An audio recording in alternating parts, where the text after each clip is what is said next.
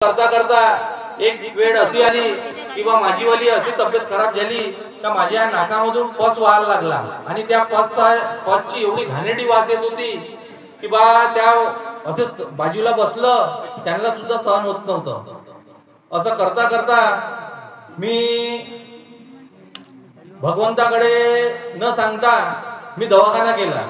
दवाखान्यामध्ये गेल्यानंतर दवाखान्यामध्ये गेल्यानंतर डॉक्टरने माझी इंडोस्कोपी काढली, नाकाची एक्सरे काढले, त्यांनी दवाई दिली। त्यांनी सांगितलं रिपोर्ट मध्ये का तुझ्या नाकाचे ऑपरेशन करावं लागते, तुझ्या नाकातला आतमधला जो हाड आहे तो खराब होऊन राहिलेला आहे। त्यांनी मला सांगितलं, मी डॉक्टरांना सांगितलं का मी म्हटलं साहेब वेळ नको करा, तुम्ही लवकरात लवकर ते ऑपरेशन करावं लागते तर करून घ्या, जास्त वेळ करण्यामध्ये काही फायदा नाही। माझी पत्नी होती माझ्यासोबत, तिनं मला सांगितलं चला म्हणे नंतर बघू म्हणे। त्यांनी 8 दिवसाची औषध दिली, तिनं मला इशाऱ्याने दवाखान्याच्या बाहेर नेलं। आम्ही तिथून सनेरी बाहेर आलो, त्यानंतर घरी आलो। घरी विचार केला, काकाजीकडे गेलो आम्ही, काकाजीला सांगितलं। काकाजीनं मला म्हटलं म्हणे तू म्हणे तुझ्या हाताने काही चुका वगैरे झाल्या असं लक्षात आण। माझ्या तर लक्षात येत नव्हतं कोणत्या चुका झाल्या काय झाल्या। बस काकाजी म्हटलं दारू पिणेवाल्यासोबत बसणं उठणं आहे, माझ्यावाला बोलणं चालणं आहे, असं तसं हे आहे।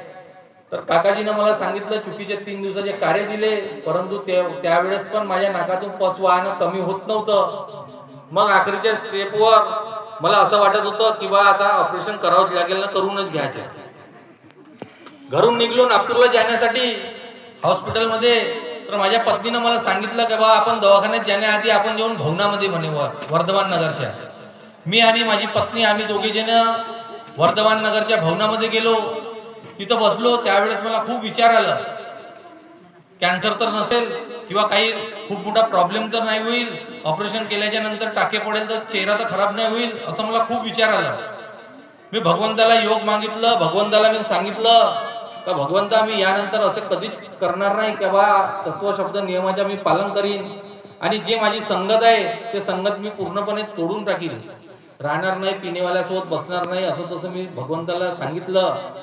त्यानंतर मी भवनामधून सन्यारी दवाखान्यामध्ये गेलो, दवाखान्यामध्ये डबल ट्रीटमेंट केली।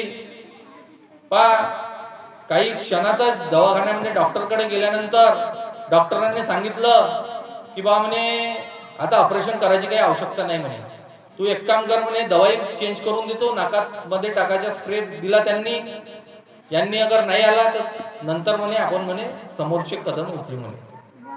मग त्यांनी दिल्यानंतर मी म्हटलं डॉक्टर साहेब ऑपरेशन